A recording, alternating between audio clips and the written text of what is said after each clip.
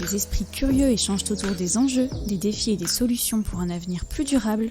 Vous écoutez l'Instant Climat avec l'Alec Lyon. Bonjour à tous et bienvenue dans l'Instant Climat où aujourd'hui nous allons parler restauration et alimentation et nous avons le plaisir de recevoir deux invités engagés dans la transition écologique dans le domaine de la restauration. Andrea Courcial, bonjour Andrea. Bonjour. Tu es responsable communication et événementiel chez Tratino, qui est un restaurateur lyonnais passionné, engagé dans une démarche éco-responsable, bio, local, de saison, circuit court, zéro déchet, voilà, on va en parler. Et nous recevons Claudine Berger, bonjour. Bonjour. Et Claudine, tu travailles pour Conscience et Impact Écologique, qui est une association qui accompagne, entre autres, les restaurateurs souhaitant changer leurs pratiques et s'engager dans la transition écologique. Merci à toutes les deux d'avoir répondu à notre invitation. Je vous laisse vous présenter rapidement à nos auditeurs. Alors du coup, effectivement, je travaille à l'association Conscience et Impact Écologique, qui est une association d'éducation populaire à la transition écologique. Donc en fait, nous, on est vraiment une association qui est généraliste, c'est-à-dire qu'on n'est pas sur une thématique, on est vraiment sur toutes les thématiques qui sont liées à la transition écologique. Donc ça peut être la mobilité, le transport, la déforestation, le numérique, l'alimentation. Et on intervient auprès de tout type de public. On a des publics scolaires, de l'école primaire jusqu'à l'enseignement supérieur. D'accord. On intervient aussi en entreprise et en structure sociale. Et en fait, nous, l'objectif qu'on a, c'est vraiment une transformation du système. Donc une transformation culturelle. Et en gros, c'est un peu l'idée. C'est qu'en fait, on se considère comme une association d'écologie politique. Donc on est apartisan, mais on est politisé. On essaye de politiser au maximum l'écologie en disant que c'est un peu la question de tout le monde et pas que des bobos blancs de classe supérieure. Ça concerne tout le monde. Voilà. D'où Donc, l'Instant Climat. L'Instant Climat, le principe, c'est que toute action humaine sur Terre a un impact sur le climat. Donc on peut parler de tout. Voilà. Comme tu viens de le dire, là en l'occurrence, ce sera plus axé restauration, alimentation. Andrea, je te laisse te présenter. Du coup, Andrea, je suis responsable de la communication et des événements chez Tratino, qui est du coup le premier tiers-lieu éco-responsable dédié entièrement à l'éco-alimentation et à la culture. Donc pourquoi éco-alimentation ? En fait, on va englober dans Tratino énormément de valeurs qui vont aller, on est 100% bio, local, en circuit court. On travaille aussi avec des produits de saison.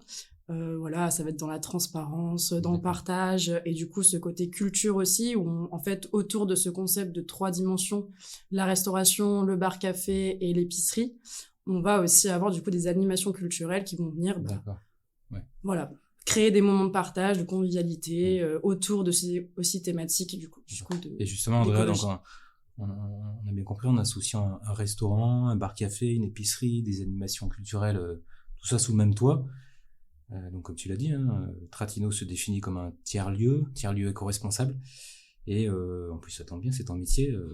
Au nom de Tratino, vous communiquez sur ce souhait, tu l'as dit, d'être totalement transparent sur la démarche. C'est important justement quand on parle d'alimentation, d'être transparent. Bien sûr. Est-ce que tu peux nous en dire plus justement sur le concept? Voilà, tu nous as expliqué dans les grandes lignes, mais ce souhait d'être transparent, je suis allé voir votre site internet, c'est clairement marqué. C'est vraiment de du coup être le plus clair possible sur notre démarche. On va avoir une page sur le site internet qui est entièrement dédiée à chacune de nos valeurs, qui sont expliquées en une dizaine de lignes pour dire pourquoi on fait ça, avec qui on le fait, quel est l'impact de ce qu'on fait aussi avec Tratino. Donc ça va passer du coup essentiellement par le digital, donc vraiment être présent sur les réseaux sociaux, expliquer ce qu'on fait, pourquoi on le fait, décrire nos valeurs. Ça va être aussi quand les clients viennent chez nous, de leur transmettre aussi ces valeurs-là, de leur expliquer pourquoi, s'ils ont des questions, d'être vraiment le plus transparent possible sur ça, sur donc la provenance des produits. C'est un lieu de restauration, mais bien au-delà finalement. Oui, c'est pour ça qu'il y a le côté culturel aussi et de partage. Alors justement, quand on parle d'alimentation, aujourd'hui, en lien avec l'émission, je crois qu'avec plus de 2 tonnes équivalent de CO2 par an et par Français, c'est clairement établi que l'alimentation représente près du quart, je crois que 22%, selon les dernières sources de l'empreinte carbone de notre consommation totale. Elle est 3e poste le plus émetteur de gaz à effet de serre après le transport et le logement, elle est pas très loin du logement, de l'alimentation, à 1% près. Et souvent pointé du doigt, il faut dire, les professionnels de l'alimentation, dont font partie les restaurateurs, peuvent parfois se sentir injustement attaqués ou bien, à l'inverse, vouloir jouer leur rôle dans la transition écologique et la lutte contre le réchauffement climatique. Claudine, tu nous as présenté ton association CIE. Quel est le programme justement d'accompagnement que tu proposes auprès des restaurateurs pour les aider à passer finalement à une cuisine un peu plus responsable qui prend en compte justement tous ces enjeux climat, environnement? Alors effectivement, le concept, c'est qu'on a un diagnostic qui est basé sur plusieurs critères, donc principalement l'alimentation, mais aussi tout ce qui est déchets, consommation d'eau et d'énergie, numérique aussi, et finance. Et en fait, donc on a ce diagnostic qu'on propose aux restaurateurs. L'idée, c'est effectivement de le remplir, de dire quels sont les comportements qu'ils font actuellement. Par exemple, ça va être... C'est un diagnostic gratuit, je crois, au départ, que vous faites. C'est totalement... Alors, c'est gratuit parce que financé par la métropole de Lyon. Donc, effectivement, en fait, chaque année, on accompagne 10 restaurants qui sont effectivement financés par la métropole. Donc, c'est eux qui viennent parce qu'ils ont une motivation, ils ont connu l'association, ils ont envie de se transformer un petit peu sous cet angle-là. Alors, c'est vrai que c'est pas un accompagnement qui est très connu, donc très souvent, c'est nous qui faisons la démarche, mais effectivement, ça arrive que des restaurants viennent vers nous. Ouais. D'accord. Mais c'est des restaurants qui sont déjà engagés, souvent. Et Andrea, tout à l'heure, tu parlais de valeur. Souvent, c'est un mot qui revient quand on parle de transition écologique. On l'a beaucoup dit sur le premier instant climat qu'on a fait sur l'emploi, le recrutement dans ce domaine-là. Chez Tratino, c'est quoi qui a été finalement l'étincelle ou le déclencheur qui a fait naître justement ce souhait d'adopter cette démarche éco-responsable au niveau du restaurant et plus largement du tiers-lieu? Du coup, ça va vraiment provenir des deux fondateurs de Tratino, du coup, Davide et Ettore, qui sont nés en fait dans le nord d'Italie, dans la vallée Bormida. Leurs parents étaient très engagés dans une lutte contre une industrie, une usine qui polluait un fleuve du coup dans cette vallée. Et ils passaient du coup énormément de temps avec leur grand-mère, leur nonna. Et ils l'ont vu cuisiner des produits très gourmands, une cuisine très gourmande, avec des produits qui provenaient de son jardin, donc sans pesticides, vraiment naturel, tout ce qu'il y a de plus naturel. Et ils ont été baignés là-dedans, élevés là-dedans. Et en fait, plus tard, quand ils ont grandi, ils ont déménagé dans le sud de la France, en Côte d'Azur. Et ils ont fait face, en fait, à cette restauration, justement, un peu de masse où rien n'était fait selon certaines valeurs. Tout était un petit peu, pour la production. Et donc, eux, ça les a choqués parce qu'ils trouvaient pas de produits bio, pas d'alimentation saine, pas de... Voilà, ça les a un peu travaillés. Et au fur et à mesure des années, ils ont développé ce projet en se disant pourquoi pas proposer un concept qui est assez, au final, simple, mais avec des produits qui sont à la fois bons et sains pour l'homme et pour la planète. Ouais. Donc, partir de leurs valeurs, de tout ce qu'ils ont, dans quoi ils ont... Ils étaient dans le bio et local dès leur enfance. Dès leur enfance, et en fait, ils ont voulu perpétuer en fait, cette tradition de leur enfance dans un réel métier, un réel métier qui est assez courant au final. Et donc, il y avait aussi un petit côté lié au bien-être et à la santé. Bien sûr. Lié à ce qu'on mange. Bien sûr. Et aussi à l'environnement. Et bien sûr, environnemental. Les deux sont liés. Hein. Claudine, justement, tu parlais du diagnostic pour évaluer justement l'éco-responsabilité des restaurateurs que tu accompagnes. C'est quoi un peu les critères, les thématiques justement qui sont dans ce diagnostic pour qu'ils puissent justement se positionner, j'imagine, sur une échelle entre 0, ça va pas du tout, et 10, c'est bon, c'est tout parfait. Ouais. Donc, comme je disais tout à l'heure, il y a plusieurs critères et en fait, dans chaque thématique, il y a plusieurs questions. Donc, si on prend la question de l'alimentation, par exemple, c'est la part du végétal, c'est la part du bio, la part du circuit court ou du local. Ça peut être la présence d'huile de coco ou d'huile de palme dans les ingrédients. Ça peut être les boissons aussi, si c'est des boissons plutôt industrielles ou si c'est des boissons locales, indépendantes, éthiques, faites maison. Donc voilà, ça prend un peu tout ça en compte, par exemple. Oui, donc finalement, ça rejoint un peu... ça me fait penser à l'instant climat qu'on a enregistré sur le numérique, où nos invités nous expliquaient bien qu'il y a à la fois les appareils qu'on utilise, les réseaux et l'usage. Donc là, c'est pareil, c'est un petit peu le cycle de vie depuis la ressource, limite la graine qu'on va utiliser, son transport, son lavage. On rejoint le local de saison. Finalement, on est toujours un peu dans cette logique de cycle de vie global pour connaître vraiment l'empreinte climat finale de ce qu'on mange ou de ce qu'on utilise. C'est totalement ça, d'autant plus que dans la partie déchets, par exemple, on traite aussi tout ce qui est biodéchets et déchets végétaux. Donc maintenant qu'on a les bornes alimentaires, on peut aussi toutes les assiettes qui n'ont pas été finies ou même le gaspillage alimentaire qui est une grosse thématique dans la part de la restauration. Oui, je sais que chez Tratino aussi, il y a un gros effort sur les déchets, on en reparlera justement. Il y a un lien quand même aussi avec l'environnement et le climat. Et Claudine, justement, parmi les restaurateurs que tu as déjà accompagnés, j'imagine qu'ils passent pas du coq à l'âne comme ça en un coup, il y a différentes étapes. Peut-être qu'ils disent, dans un premier temps, je peux peut-être faire l'effort, travailler là-dessus parce que je sens que j'ai les compétences ou c'est accessible. Et puis après, un deuxième niveau. C'est quoi justement les étapes clés pour qu'ils réussissent leur transition? Alors effectivement, déjà ça dépend beaucoup du restaurant parce que en fonction du restaurant, on part pas du tout du même point.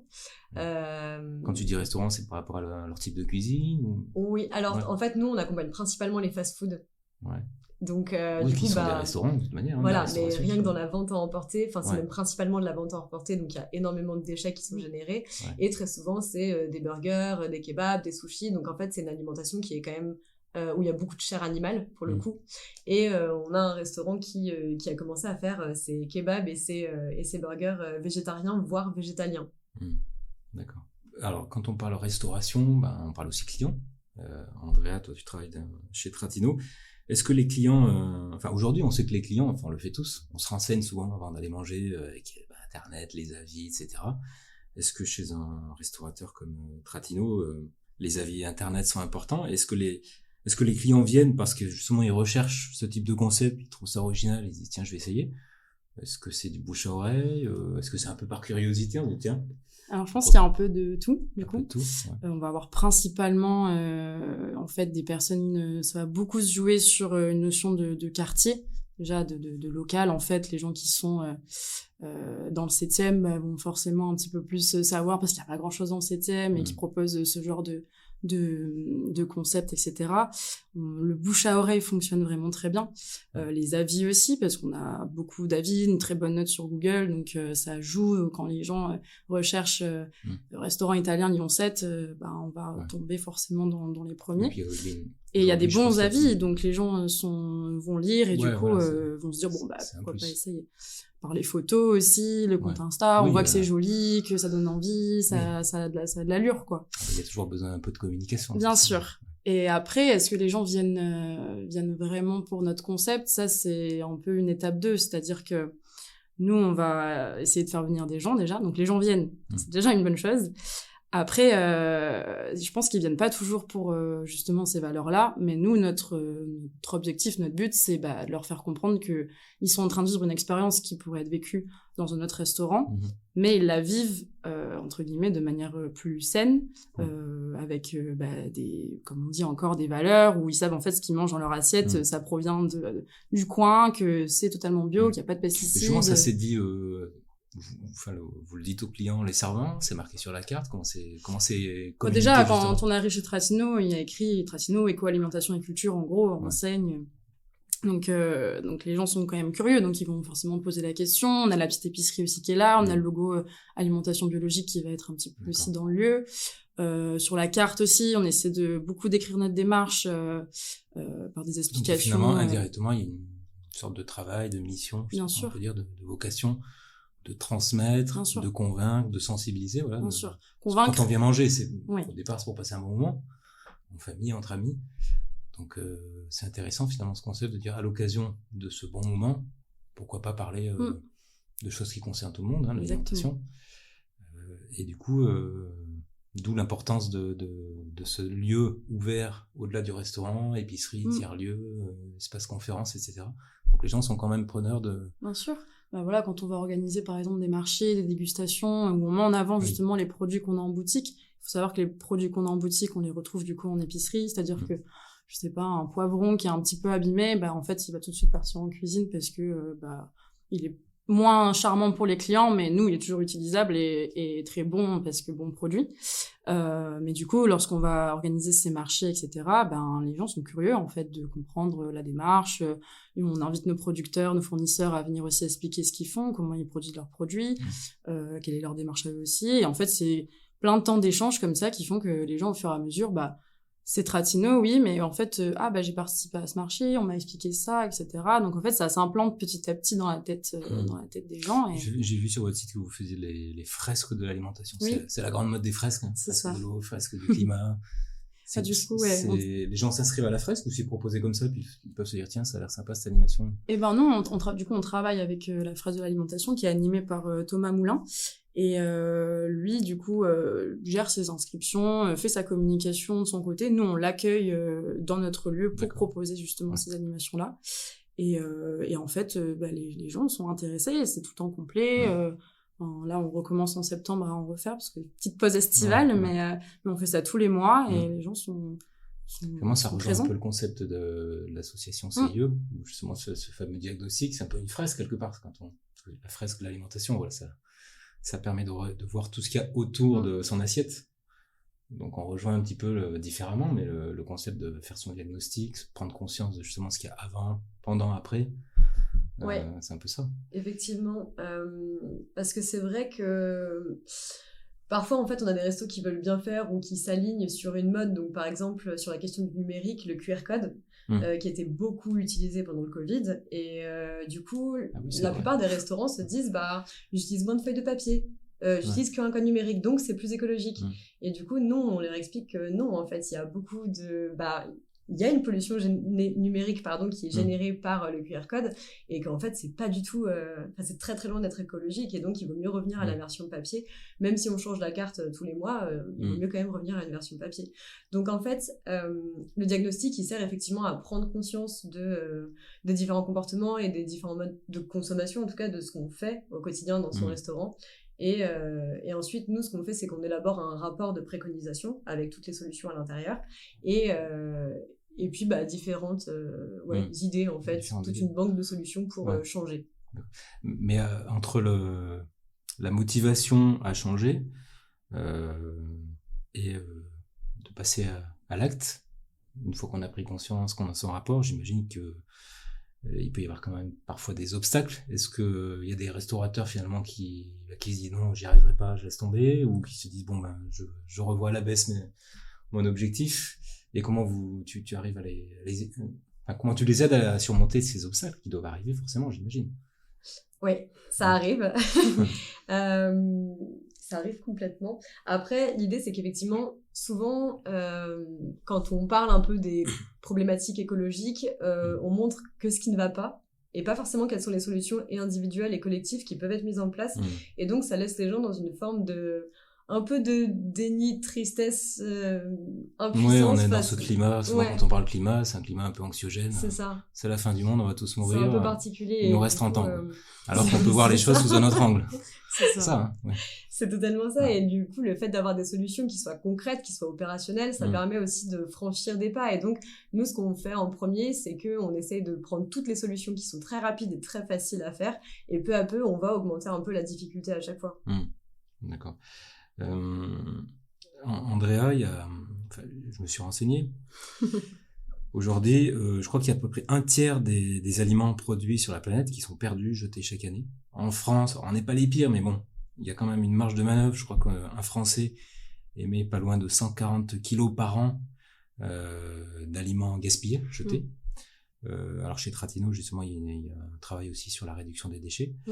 Est-ce que tu peux partager avec nous quelques-unes justement des meilleures pratiques en matière de réduction des déchets, d'utilisation durable des ressources pour manger? Eh ben déjà, comme j'expliquais tout à l'heure, il y a vraiment un circuit interne au sein de Tratino, c'est-à-dire que on va recevoir, par exemple, si je prends l'exemple des fruits et légumes, on reçoit nos fruits et légumes, on va les trier en fonction de ceux qui sont mis à la vente, ceux qui vont plutôt partir en cuisine.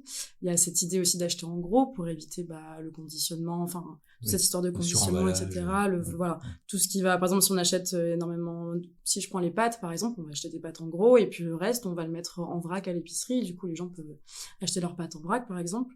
Une fois que c'est passé en cuisine, ça va être cuisiné, etc. Ça va être servi aux clients. Si le client finit pas son assiette, nous ce qu'on fait c'est que on leur propose des doggy bags qui sont aujourd'hui obligatoires, mais on va leur proposer des doggy bags, pas forcément dans des conditionnements en plastique, mais plutôt des bocaux en verre qu'on récupère de nos clients ou de la cuisine, Et en fait, c'est un circuit pareil, ça recommence, on demande des collectes, donc on nous ramène les bocaux, on les lave, on les remet à la disposition des clients, etc. Et pareil pour le surplus, voilà, des épluchures d'aliments, etc. Bah, ça va être composté avec notre partenaire WeCompost. Et en fait, eux, ensuite, nous ramènent, on vend aussi ce qui n'est pas mangé une fois commandé, parce que ça arrive qu'on ait les yeux plus gros que le ventre. Donc voilà, il y a toujours des assiettes qui sont pas terminées.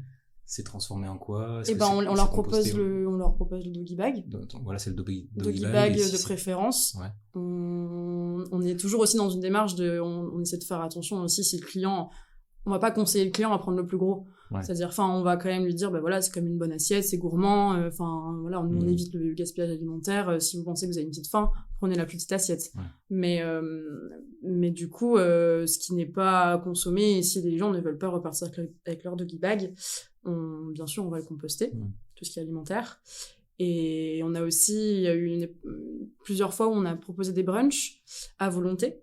Et en fait, il y avait une idée de si vous finissez pas votre assiette, vous avez une taxe de 5 € sur la note finale, en fait, pour inciter à ne pas gaspiller, du coup. Et à prendre moins et aller se resservir si besoin, mais pas à se faire une énorme assiette. C'est souvent le piège à volonté. Oui, voilà, le piège à volonté. Ouais. Alors, j'imagine que chez Tratino, même tous les collaborateurs du restaurant, du lieu, sont des gens qui comprennent le concept, qui y adhèrent et qui le font vivre, justement. Donc, qui ont déjà un peu passé cette étape et qui retrouvent justement les valeurs, à mon avis, qui doivent correspondre aussi à leur quotidien, à titre personnel. Et Claudine, toi, quels conseils tu donnes aux restaurateurs un peu frileux, voilà, qui entendent la démarche, qui la comprennent, pour qui ça serait logique que tout le monde s'y mette, mais qui sont encore frileux à passer à l'action, justement, et à s'engager, à prendre du temps, parce que c'est aussi du temps, hein, ça reste, quand on est restaurateur, il y a aussi quand même un commerce à faire tourner. Donc on sait que le changement, c'est jamais facile, hein, quel qu'il soit. Ouais, alors en fait, il y a plusieurs raisons pour lesquelles s'engager. Premièrement, c'est que il y a des lois qui sont en vigueur depuis quelques années et qui vont l'être également par la suite. Et du coup, dans laquelle les restaurateurs, comme les autres commerçants, vont devoir se soumettre à un moment donné. Donc, l'idée, c'est de prendre un peu de l'avance et de ne pas attendre le dernier moment avant de devoir s'y soumettre. Ouais. Comme dans beaucoup de domaines, hein, dans le bâtiment, vous voyez, il y a des lois et des décrets tertiaires, même si on est volontaire, de toute façon, à un moment donné, on n'aura pas le choix. C'est ça. Il y a l'information, la sensibilisation et le coup de pouce, si on peut dire, loi qui fait que, voilà, à un moment donné, il faut se mettre en règle. C'est ça, par exemple, il me semble qu'au 1er janvier 2024, il va falloir trier les biodéchets et ça va être obligatoire. Donc là, en fait, autant prendre de l'avance et commencer à le faire dès maintenant. Donc voilà, il y a déjà cette raison-là. Puis après, il y a quand même un objectif de clientèle aussi, c'est-à-dire que premièrement, on fidélise la clientèle, mais aussi on diversifie. Moi, ce que je dis, c'est que, imaginons que ce soit un groupe de 8 personnes. Dans le groupe de 8 personnes, il y a une personne qui soit végétarienne. Si le restaurant ne propose aucune alternative végétarienne, c'est pas une personne que le client perd, c'est les 8. C'est les 8, ouais. Donc autant proposer des alternatives pour tout le monde, en fait. Ouais. Et justement, là, comme tu le dis très bien, ça reste une entreprise à faire tourner, donc il y a un intérêt quand même forcément économique. On fait pas ça que pour la gloire. Andrea, toi, justement, dans ce restaurant, donc entreprise à faire tourner, est-ce que Tratino, justement, a constaté des changements d'un point de vue purement économique, en adoptant cette approche éco-responsable, voilà, parce qu'il y a une logique de communication, ce qui s'entend, c'est tout à fait normal. Forcément. Est-ce que les changements ont été plutôt positifs? Ça correspond aussi à une tendance, et votre approche a fait que, justement, les gens sont intéressés et... Du coup, ça forcément un investissement parce que ça va forcément engendrer des coûts un peu plus élevés dans le sens où on va chercher de la qualité, on va chercher des fournisseurs qui ont des produits un peu aussi d'exception et certains de nos produits comme nos liqueurs, comme nos œufs par exemple vont être utilisés chez des restaurateurs étoilés ou ce genre de choses. Et donc on a vraiment cette recherche à la base d'avoir des produits qualitatifs donc qui coûtent plus cher. Mais le mantra un peu de Tratino, c'est de proposer à la finalité, une offre qui est juste et qui est équitable pour à la fois le fournisseur, à la fois Tratino et à la fois le client. Et donc forcément, oui, c'est plus coûteux, notamment parce qu'il y a beaucoup de labels aussi derrière et en fait le label bio coûte aussi de l'argent, qui est pas forcément, il n'y a pas d'aide aussi non plus liée à ça. Donc c'est vrai qu'on est moins aidé. C'est un petit peu transposable finalement à ce qu'on peut voir à titre particulier. Enfin, on sait, même si c'est pas forcément toujours vrai, que à titre individuel, c'est parfois plus cher de s'alimenter local, de saison, bio. Quoique ça peut changer. C'est limite un peu une croyance aussi. Voilà, ouais. c'est aussi une croyance et c'est un investissement sur lequel on peut retrouver ailleurs justement les fruits. Donc c'est la même logique en fait. C'est ça, c'est un peu la même logique. Et Claudine, est-ce que tu aurais des exemples justement marquants de restaurateurs qui ont réussi et qui s'y retrouvent maintenant? Alors après, je peux avoir des exemples de ce qu'ils ont pu mettre en place. Parce qu'après, il y a une réalité économique aussi derrière, encore plus en ce moment. Mais par exemple, donc pendant la semaine européenne de la réduction des déchets, de la SERD, on a lancé une grosse campagne de communication où la clientèle pouvait ramener ses propres contenants en verre pour pouvoir prendre à emporter. Et donc, il y a certains restaurants qui ont continué par la suite à faire ça. Et effectivement, ça marche. Ils ont une clientèle de professionnels qui viennent quasiment tous les midis. Et tous les midis, à la base, là où ils prenaient un sac avec des couverts tous les midis, aujourd'hui, c'est plus le cas. Ouais, c'est rentré dans la pratique des clients, quoi. C'est ça. Ouais, c'est intéressant. Et toi, Andrea, qui est déjà à la pointe de la démarche, quel conseil tu donnerais à d'autres restaurateurs, justement, qui souhaiteraient... Pas concurrencer Tratino, mais non, mais après, ça nous ferait plaisir que d'autres, en tous les cas, ce qui compte le plus, c'est la démarche, donc qu'il y ait de la concurrence ou pas, on aimerait au final qu'il y ait de la concurrence parce que c'est que du positif et que au final, les fondateurs de Tratino et l'équipe aujourd'hui de Tratino réussit à continuer cette démarche, à la propulser, à encore plus proposer de choses qui rentrent dans une démarche éco-responsable, et au final, c'est des choses qui sont faisable si on le veut, si on se donne les moyens, je pense.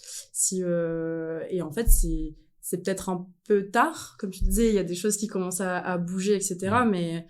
Et le changement climatique est plus qu'urgent et présent. Et en fait, c'est juste commencer à faire des petites choses et commencer par travailler avec des associations comme le CIE et en fait développer ça. Il faut vraiment une réelle volonté derrière, parce que s'il n'y a pas la volonté, je pense que c'est pas viable. Mais dès qu'il y a la volonté, la volonté et puis sur un autre axe, le côté plaisir aussi, bien sûr, pour en revenir à la restauration, à l'alimentation, parce que on mange tous par nécessité vitale. Mais encore plus en France, on sait, le pays de la gastronomie, il y a quand même une grosse culture, plaisir, bien manger, bonne bouffe, etc. Et justement, est-ce que ces démarches auprès des restaurateurs sont transposables, et vraiment d'un point de vue culinaire, c'est-à-dire, bien sûr, on va souvent au restaurant parce que on va manger des choses qu'on fait pas chez soi ou dont on n'a pas les produits, mais est-ce que ça peut permettre aussi à des gens, les auditeurs qui nous écoutent, même nous, on va pas au restaurant matin, midi et soir. Quand on fait nos courses et qu'on se fait un petit plat à cuisiner sans que ça prenne 1000 heures, est-ce qu'on peut justement réutiliser des concepts qui sont faits dans des restaurants comme chez Tratino ou des restaurateurs comme tu accompagnes, Claudine? Oui, totalement. Pour le coup, tout ce qui est alimentation, c'est clairement quelque chose qui est transposable aux particuliers. Au niveau du choix des produits, la façon de cuisiner. C'est ça. Le fait de faire maison, d'éviter le transformé, donc l'ajout de sucre, d'additifs, de colorants, de conservateurs, c'est ça. Donc c'est clairement transposable. Ça demande quand même un petit peu encore une fois, de changement et d'analyse au moment où on fait ses achats, en fait. Ouais, ça demande un peu d'organisation. Aujourd'hui, il y a quand même beaucoup d'étiquettes ou d'applications qui notent un petit peu le côté santé, pesticides, colorants. On ne fait pas ça forcément à tous les produits dans les rayons du supermarché. Mais justement, ça permet d'entraîner ce genre de démarche, de côtoyer justement des restaurateurs déjà engagés. Bien sûr. Après, c'est... Quand on prend par exemple l'exemple de Tratino, on fait une cuisine qui est assez simple, gourmande, très familiale, avec des gnocchis, des lasagnes, des risottos, très tourné bien sûr tradition italienne, mais ça reste des plats qui sont simples, c'est du fait maison. C'est on va trier nos déchets, on va se fournir en produits qui sont du coup bio, locaux, donc c'est des choses qui sont accessibles à tous et toutes.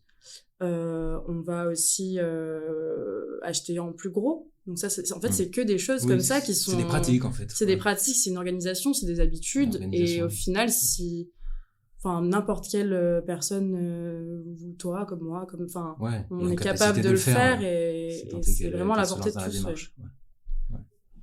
Est-ce que à Tratino, il y a une mesure, justement, bilan carbone d'une assiette modèle. Je dis ça parce que fut un temps, on avait lancé un dispositif qui s'appelait le climat dans nos assiettes. C'était un concours de cuisine où voilà, le chef d'équipe était quelqu'un déjà d'assez pro dans la restauration, avec des particuliers qui aimaient cuisiner, et leur défi c'était de cuisiner entrée, plat, dessert dans un rayon de moins de 80 km pour se fournir, local, de saison. Et il y avait donc des experts qui permettaient de faire justement l'analyse un petit peu du cycle de vie de l'assiette. Et le concours, donc il y avait un jury, il y avait le côté bien sûr gustatif, etc. Et il y avait donc un barème équivalent CO2 par assiette. C'est des choses qui parlent aujourd'hui maintenant aux gens. Là, on parle de bilan carbone, on sait que c'est moyen, c'est dans les 9 tonnes, etc. Donc ça peut être un moyen aussi de communiquer en disant voilà, cette assiette, c'est tant de grammes de CO2 par rapport à celle du voisin ou celle que vous allez faire chez vous en allant faire vos courses au supermarché. C'est une très bonne idée de voilà, je sais pas ce qu'il dit. de moyens de communication, mais on l'a pas encore fait. Mais ça pourrait être un projet qu'on pourrait faire. Après, dans tous les cas, en interne, on suit forcément. Mais on peut lancer un défi avec plaisir. Carrément. Mais c'est vrai que ça pourrait être une demande qui peut arriver des personnes, parce qu'aujourd'hui, on a plein de calculateurs. Je vois même, ça y est, il y a le gouvernement qui fait la pub sur... je me rappelle plus du site internet, mais sur les chaînes de grande écoute, agir pour chaque geste compte, je crois. Voilà. Et ça permet à tous les Français d'aller faire un petit peu leur éco-bilan, calculer les émissions de CO2 de leur quotidien, dont certains produits alimentaires. Donc voilà, c'est des indicateurs aujourd'hui qui parlent, qui sont de plus en plus importants, je pense, pour les gens qui souhaitent un petit peu réfléchir à tout ça et s'engager. Ouais, ça c'est sûr. Après, du coup, l'idée c'est de ces sites, c'est super de pouvoir calculer son empreinte carbone, mais ça reste très individuel. Vrai. Du coup, on sait que dans l'idée, il faudrait quand même que ce soit collectif. Et c'est pour ça que les démarches du coup de restaurants et de commerçants qui commencent à s'engager pour la transition, c'est hyper chouette. Mais du coup, effectivement, ce qu'il faudrait encore plus pour l'alimentation, c'est vraiment des démarches presque nationales, européennes ou autres, avec des réglementations là-dessus, quoi. Après, bien sûr, on le sait, plus c'est semé, plus ça grandit et ça fait des petits, quoi. Alors forcément, il faut commencer par petit, grossir. Alors bien sûr, aujourd'hui, on est dans des choses, comme tu le disais, il y a des lois qui font aussi que ça va devenir parfois obligatoire. On en parle de plus en plus, les médias s'en emparent, les gens sont de plus en plus sensibles. Et encore une fois, on mange tous les jours. Donc c'est vrai que c'est un bon moyen de parler climat à travers l'alimentation, puis après d'ouvrir sur d'autres thèmes, pourquoi pas. Et question plus perso finalement, mais pas piège du tout. Je suppose que toutes les deux vous appliquez dans votre vie, votre quotidien, ce que vous faites à titre professionnel. Vous mangez quoi chez vous? Vas-y. Déjà, je mange très très peu de viande. Je suis pas végétarienne, c'est-à-dire que si je vais au restaurant et que c'est une bonne viande parce que je sais d'où elle vient et que j'ai envie de me faire plaisir, peut-être. Mais c'est vrai que dans mon frigo, déjà, on trouvera pas de viande ou de poisson. Je vais manger essentiellement des œufs. Beaucoup de légumes, du coup. J'essaie d'aller aussi faire mes courses chez Tracino, du coup, puisque c'est à proximité, donc on en profite. Donc ça va être des produits bio, locaux. Et voilà. Voilà. C'est de manger varié aussi. Alors moi j'ai une contrainte alimentaire en plus, donc je suis déclarée cœliaque, c'est-à-dire que je ne mange pas de gluten. C'est pas un choix, c'est une obligation. Mais voilà, en tout cas il n'y a pas de gluten, et du coup ça fait 6 ans que je ne mange plus de viande et 2 ans que je ne mange plus de poisson. Ça a été assez difficile pour le coup, ça a été même plus difficile d'arrêter le poisson que la viande, mais du coup il y a une étude de Carbone 4 qui est sortie il y a quelques années, qui disait que justement vraiment la consommation de viande et principalement des gros animaux en fait, c'était ce qui était une des premières causes de déforestation et d'empreinte carbone également. Donc en fait il disait que presque limite on était plus écolo en roulant en SUV et en étant végétarien que en faisant du vélo et manger de la viande, quoi. Ouais. Donc effectivement il y a ça, puis après dans l'idée effectivement j'essaie le plus possible d'acheter local, en court-circuit, bio, dans la mesure du possible. Ouais. Et vous avez une recette préférée toutes les deux? Les gnocchis, forcément. Les gnocchis, depuis toute petite c'est ma passion, donc voilà, les gnocchis au gorgonzola. Au bleu de Sassenage, si vous voulez être plus local. On viendra goûter. Alors moi j'en ai plein des recettes préférées. Il y en a une que j'aime beaucoup, c'est une recette de lasagne qui est sans gluten et végétalienne. Et elle est hyper bonne. Et bas carbone. Et bas carbone, du coup. Forcément. Merci en tout cas pour ces échanges très sympas. Avant de conclure, est-ce que vous auriez justement des messages positifs, inspirants qu'on peut transmettre aux personnes qui nous écoutent pour les motiver à devenir acteurs du changement à travers justement l'alimentation au sens large? Écoutez des podcasts comme celui-ci qui parlent de ça, venir chez Tratino ou d'autres restaurateurs qui sont engagés dans une démarche éco-responsable, faire attention à comment on consomme, réduire au maximum la viande si on est quand même un petit peu si on aime ça mais qu'on veut réduire, réduire. Oui, c'est ça, c'est pas être forcément passer du noir au blanc comme ça directement, c'est s'implanter un peu dans la démarche et faire des actions qui au fur et à mesure en prenant l'habitude, on va aller un peu plus loin et au final si on fait tous un peu ça, je pense qu'on peut évoluer. Se rendre compte que évidemment un petit changement peut devenir un peu plus grand, que ça impacte en rien, que ça peut être source de plaisir également, de découverte. Bien sûr. Et que pourquoi pas changer finalement. Ouais, c'est totalement ça. Que du coup, par exemple, ce qui est recommandé par rapport à la consommation de viande, c'est de passer de 86 kilos par an par personne à 36. Et du coup, en fait, pour ça, il faudrait consommer, je sais plus, je crois que c'est 500 grammes, il me semble, de viande par semaine. Donc au final, ça fait quelques tranches de jambon, quelques steaks. Et finalement, ça permet quand même d'en manger plusieurs jours par semaine. Donc voilà. Mais il y a plein de manières de pouvoir consommer, en tout cas, de manière un peu plus responsable. Bon, en tout cas, moi, ça m'a donné un petit peu faim quand même, tout ça. Encore une fois, merci beaucoup, Andrea, Claudine, d'avoir partagé cet instant climat avec nous. C'était vraiment très enrichissant et d'échanger avec vous, de partager vos retours d'expérience et vos points de vue sur la manière d'aborder ce sujet de la restauration de l'alimentation eu égard aux enjeux climatiques. J'espère que vous avez passé aussi un bon moment. Oui, merci à toi. Ouais, super. Alors pour l'instant, il est l'heure de conclure. Et je vous propose de nous retrouver lors d'un prochain Instant Climat, où vous pouvez aussi écouter entre-temps notre podcast La FAQ de l'énergie et du climat. Et si vous souhaitez contribuer et proposer des sujets et des invités, rendez-vous sur www.avec-lyon.org. En attendant, restez à l'écoute pour découvrir d'autres projets inspirants et de précieux conseils et témoignages. Merci à toutes les deux. Et Merci. à très bientôt.